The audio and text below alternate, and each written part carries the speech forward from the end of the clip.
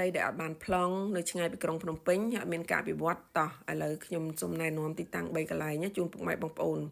ចាជាដំបូងឡើងគឺយើងធ្វើដំណើរពីវត្តភ្នែតទៅចាត្រឹមតែ10នាទីពុកម៉ែបងប្អូនណាពុកម៉ែបងប្អូនឃើញថានៅទីនេះគឺមានហេដ្ឋារចនាសម្ព័ន្ធនៅតាមដងផ្លូវចាបុរីចាផ្សារសាលារៀនមន្ទីរពេទ្យគឺច្រើនមែនទែនអញ្ចឹងមកដល់ទីតាំងដីនេះគឺយើងធ្វើដំណើរតាមផ្លូវកស៊ូមួយខ្សែនេះពុកម៉ែបងប្អូនហើយនៅខាងឆ្វេងដៃទីតាំងដីនេះគឺ5x25ចាតម្លៃ3000ជាងចរចាពុកម៉ែបងប្អូនណាអញ្ចឹងនេះជាគម្រោងទី1ដែលអតិថិជនគាត់ផ្ញើខ្ញុំជួយលក់ហើយនេះប្លង់ទី2ពីមុនតម្លៃ5500ចាឥឡូវនេះគាត់លក់ត្រឹមតែ4000ជាងទេចរចាពុកម៉ែបងប្អូនធ្វើដំណើរចូលតាមផ្លូវ51មក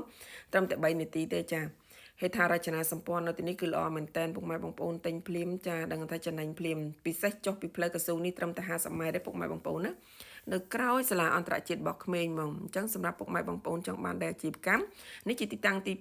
3ចានៅជាប់ជាមួយនឹងរោងចក្រផ្ទាល់តែម្ដងចាតម្លៃ6000ជាងចរចាពុកម៉ែបងប្អូន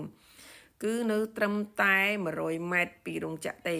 ទីតាំងដីក្បាលដីគឺនៅជាប់ជាមួយនឹងរោងចក្រផ្ទាល់អញ្ចឹងសម្រាប់អ្នកដែលចង់បានដីខាងកើតផ្លូវ51ខាងលិចផ្លូវកប់ស្រូវចាតាក់ទងមកនឹងខ្ញុំតម្លៃជូនពិសេសមែនតែន